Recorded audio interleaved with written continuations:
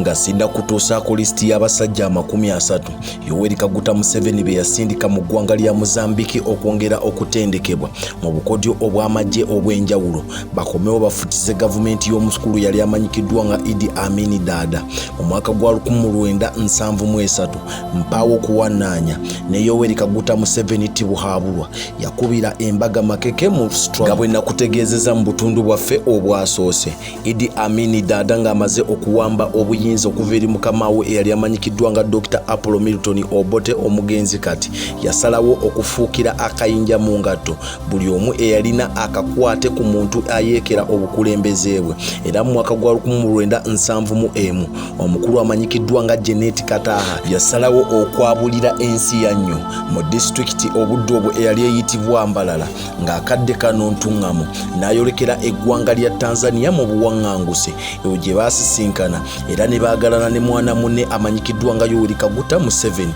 era ne beekuba embaga makeke era okusinziira ku katabo akawandiikibwa omukulu amanyikiddwa nga Yoweri Kaguta Museveni omukyalo ono Janet Kataha Kayine Embabazi Museveni baafumbiriganwa mu kkanisa emu entonotono mu kabuga Turnham Green London era nga kino kisangibwa mu United Kingdom oluvannyuma lw'embaga baasembeza abagenyi baabwe era ng'omukolo gw'abagenyi guno gwaliwo ng'ennaku z'omwezi 24 omwezi ogwamuwakanya mu mwaka gwa 1973 ku Kensington Hilton Hotel mu kibuga London era akabaga kaneeno kaaliko baŋŋanda bokka bw'okwata kalikyuleta n'otandika okubalaabala abakulu bano emyaka gye baakamala nga baagalana bakamala emyaka 51 bweddu bw'otoozaako omwaka gwa 2024 gwe tulimu Janet Kataha Museveni atemera mu myaka egy'obukulu 76 guli bwe guto anti yazaalibwa mu mwaka gwa 1948 ng'ennaku z'omwezi 24 omwezi gwa Ssebaaseka mu luzungu June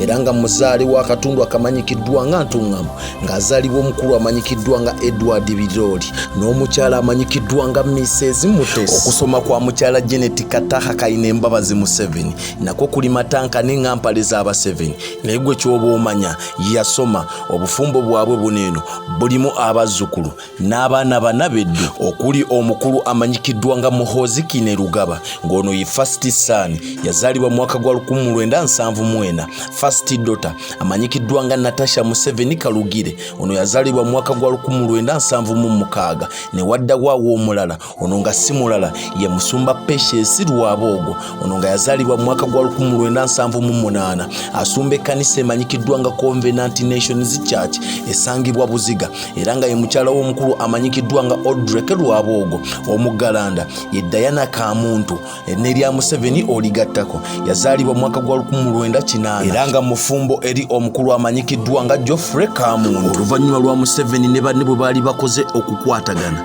nga batokoseza enkebete nga gavumenti ya Idi Amin Dada emaze okugwa mu mwaka gwa 1979 omwezi gwali gwa Kafuumula Mpawu baasalawo okudda okwabobwe mu Uganda wabula kyabatwalira emyaka 3 gyokka beddu Yoweri Kaguta Museveni ne yeefuulira munywanyi we amanyikiddwa nga Milton Obote n'asalawo amulangirireko olutalo yatuuma Gulirawo mu mwaka gwa 1981 ng'ennaku z'omwezi ze simanyi wabula omwezi gwa Mukutula Nsanja kino kyaleetera gavumenti ya Obote okutandika okuwenja Museveni ne banne Janet Kataha baasalawo okudduka mu ggwanga lyattu Uganda ne boolekera ekibuga Nairobi ekisangibwa mu ggwanga lya Kenya eyo baabeerayo paka mu mwaka gwa 1983 wabula nayo balaba guli bwe guto ne basengukayo ne boolekera eggwanga lya Sweden mu kibuga Gothenburg gye baabeera paka mu mwaka gwa 1986 nga Yoweri Kaguta Museveni amaze okuwamba entebe. Ebya famire mbitadde ku bbali kiriza nkuzeeyo ku basajja 30